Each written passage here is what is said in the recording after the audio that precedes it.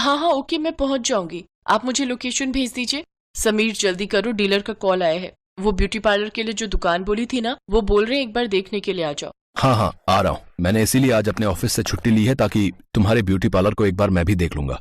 तुमने नेहा को बोल दिया ना आने के लिए? हाँ मैंने नेहा को बोल दिया था, वो समय पर पहुंच जाएगी। मैंने उसे एड्रेस भेज दिया है। शेफाली ने जो ब्यूटी पार्लर किराए पर लिया हुआ था, उसका मालिक वो जगह बेचकर किसी दूसरे शहर चला गया।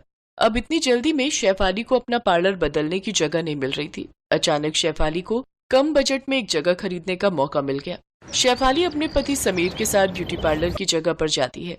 नेहा शेफाली की असिस्टेंट थी, वो भी शेफाली के साथ लोकेशन पर पहुंचती है। दीदी पार्लर देखकर लगता है काफी समय से यहाँ कोई आया नहीं है। असल में ये ब्यूटी पार्लर शहर से थोड़ा दूर है, इसी वजह से कुछ समय से बंद था, पर कम बजट में आपने बोला था शेफाली जी, तो मैंने उसी बजट में ही आपको ये पार्लर दिलवा दिया। वरना अगर आप शहर में कोई पार्लर ढूंढोगे तो आपके बजट में नहीं मिलेगा। शेफाली तुम्हें परेशानी तो नहीं होगी रोजाना आने जाने में? समीर मेरे पास कोई और ऑप्शन भी नहीं है, अभी मुझे यही पार्लर लेना पड़ेगा। तुम तो जानते ही हो इतनी जल्दी में मुझे जो भी मिल रहा है, मुझे बस काम सेट करना है, क्योंकि शादियों का सीजन है, बुकिंग के लिए लोग वेट कर रहे हैं। मैं अपना काम खराब नहीं करना चाहती, और वैसे भी मेरे कस्टमर बंधे हुए हैं, उन्हें मैं यहाँ का एड्रेस दे दूंगी तो वो अपने आप ही आ जाया करेंगे, मुझे इसमें कोई परेशानी नहीं है। और फिर शेफाली वो ब्यूटी पार्लर खरीद लेती है। अगले दिन शेफाली नेहा के साथ मिलकर अपना ब्यूटी पार्लर सेट कर लेती है। शेफाली के कस्टमर पार्लर में आने लगे और शेफाली ने अपना काम शुरू कर दिया। एक दिन शेफाली को डॉक्टर के पास जाना था। उसने नेहा से कहा, नेहा एक काम करो, मैं कल पार्लर आने में थोड़ा लेट हो जाऊंगी, तुम ये चाबी रख लो, कल तुम पार्लर खोल लेना। तुम्हें पता है ना मेरी क्लाइंट सुधा जी के बेटे की कल सगाई है, तो वो सब तैयार होने के लिए आएंगे, थोड़ा बहुत तुम संभाल लेना, फिर मैं पहुंच जाऊंगी। ठीक है दीदी, मैं टाइम पर आ जाऊंगी। अगले दिन नेहा पार्लर पहुंचती है। नेहा पार्लर को संभाल रही थी, तभी उसकी नजर पार्लर में लगे शीशे पर जाती है। शीशे में उसे किसी चुड़ैल की परछाई नजर आती है। नेहा पीछे मुड़कर देखती है, पर कुर्सी पर तो कोई नहीं था। नेहा दोबारा शीशे में देखती है तो वो परछाई गायब हो जाती है। पता नहीं सुबह सुबह दिमाग कहाँ चला जाता है, लगता है मैं नींद में हूँ। रात को भूतों की पिक्चर देखो तो दिन में भूत ही नजर आते हैं। नेहा अपने आप से बातें कर ही रही थी कि तभी शेफाली आ जाती है। क्या हुआ नेहा, किससे बात कर रही हो? और ये वॉश बेसिन का नल क्यों खुला छोड़ा हुआ है? मैंने तो नल नहीं खोला, ये नल किसने खोला? देखो नेहा, ये इस तरह से तुम्हारा काम करना मुझे पसंद नहीं। अगर यहाँ काम करना है तो ठीक से रहो। सॉरी दीदी। ठीक है, मैं वॉशरूम होकर आती हूँ, तुम ध्यान रखो, क्लाइंट आने वाले होंगे। शेफाली वॉशरूम चली जाती है, पर तभी hello Neha, good morning. Client अभी आई तो नहीं ना? मुझे आने में बहुत देर हो गई। दीदी आप तो बहुत देर के आ चुके हो, आप तो वॉशरूम में थे ना? लगता है तुम्हारी नींद पूरी नहीं हुई, पूरी रात यही सोचती रही होगी कि कब टाइम पर दुकान जाऊं। मैं अभी आई हूँ, मैं वॉशरूम कैसे जा सकती हूँ? खैर छोड़ो, अब मैं वॉशरूम जा रही हूँ। ये कैसे हो सकता है? मैं दिन में कोई सपना नहीं देख सकती, दीदी तो वॉशरूम में थी ना। नेहा परेशान हो गई थी कि वो किसे सच माने और किसे नहीं। तभी शेफाली के चीखने की आवाज आती है। नेहा दौड़ती हुई जाती है। नेहा, यहाँ पहले से ही कोई है, वॉशरूम में कोई है, वॉशरूम का दरवाजा नहीं खुल रहा, पर अंदर से बहुत डरावनी आवाज आ रही है। दीदी मैं आपको बोल रही थी ना कि मैंने आपको देखा है दीदी, यहाँ पर जरूर कोई गड़बड़ है, यहाँ पर कोई चुड़ैल या भूत का साया है दीदी, मुझे तो बहुत डर लग रहा है। तुम रुको, मैं किसी को बुला कर लाती हूँ। शेफाली किसी को बुलाने के लिए बाहर चली जाती है। नेहा बहुत घबराई हुई थी, तभी वो वॉशरूम से शेफाली को बाहर आता देखती है। क्या बात है नेहा, तुम वॉशरूम के बाहर क्यों खड़ी हो? दरवाजा बजा देती, अगर तुम्हें जाना था तो मैं जल्दी बाहर आ जाती। अगर आप अंदर थी तो वो कौन है? नेहा घबराई हुई थी कि तभी उनकी क्लाइंट आ जाती है। नेहा शेफाली क्लाइंट का मेकअप करने में लग जाती है। नेहा अभी भी बहुत घबराई हुई थी, क्योंकि सुबह से उसके साथ जो हो रहा था उसे वो भूल नहीं पा रही थी।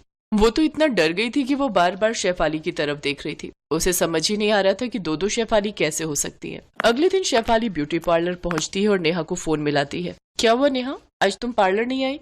दीदी आज मेरी तबीयत बिल्कुल भी ठीक नहीं है, मैं आज छुट्टी लेना चाहती हूँ, मैं कल टाइम पर आ जाऊंगी। अच्छा कोई बात नहीं, वैसे भी आज कोई मेकअप तो है नहीं, बाकी कोई क्लाइंट आता है तो मैं देख लूंगी।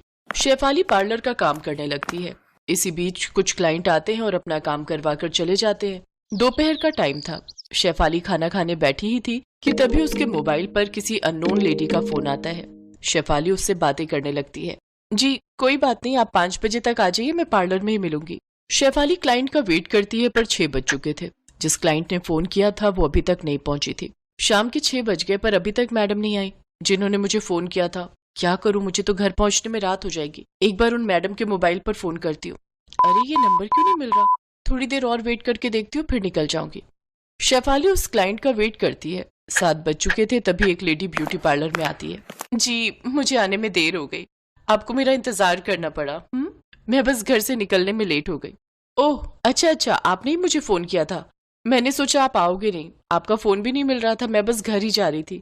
कैसा मेकअप करवाना है आपको और क्या ओकेजन है मुझे बता दीजिए। वो मेरी सहेलियां एक भूतिया पार्टी कर रही हैं, तो मुझे कोई ऐसा मेकअप दीजिए जिसमें मैं चुड़ैल लगूं। मतलब बिल्कुल मुझे देखकर लोग डर जाएं, ऐसा मेकअप करना कि पार्टी में सब समझे कि मैं असली चुड़ैल हूँ। मैंने ऐसा मेकअप पहले किया तो नहीं है, पर कोशिश करती हूँ। बाकी अजीब सी पार्टी नहीं है, ऐसे चुड़ैल कौन बनता है पार्टी में? मैं बनती हूँ ना, मुझे अच्छा लगता है चुड़ैल बनना। आप मेकअप शुरू कीजिए। शेफाली थोड़ा घबरा जाती है। रात का समय था। शेफाली पार्लर के दरवाजे से बाहर देखती है, उसे कोई भी नजर नहीं आता। सुनसान सड़क थी। वो लेडी शेफाली को अजीब नजरों से देख रही थी। शेफाली ने जब से पार्लर लिया था वो टाइम पर ही घर चली जाती थी, पर आज उसे रात के 9 बज चुके थे।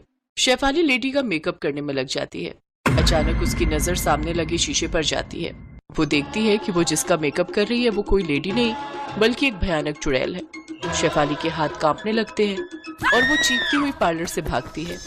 तभी वो चुड़ैल हवा बनकर पार्लर के शीशे को चीरती हुई गायब हो जाती है। अचानक समीर आ जाता है। समीर पार्लर में चुड़ैल है समीर। घबराओ नहीं शेफाली, मैं आ गया हूँ। मैं बहुत देर से तुम्हारा फोन मिला रहा था पर तुम फोन नहीं उठा रही थी। तुम जल्दी घर चलो, यहाँ रात में ज्यादा देर रुकना ठीक नहीं। मैं घर जाकर तुम्हें सारी बात बताता हूँ। शेफाली समीर के साथ घर जाती है। उसे सच्चाई पता चलती है कि वो ब्यूटी पार्लर तो बहुत सालों से किसी ने भी नहीं खरीदा, क्योंकि वो ब्यूटी पार्लर एक शमशान के ऊपर बनाया गया था और उसके बाद वहाँ कई डरावने हादसे होते रहे। विनोद प्रॉपर्टी डीलर को पुलिस पकड़ लेती है क्योंकि उसने अवैध दुकान को बेचने की कोशिश की थी और वो ब्यूटी पार्लर पुलिस के कब्जे में आ जाता है।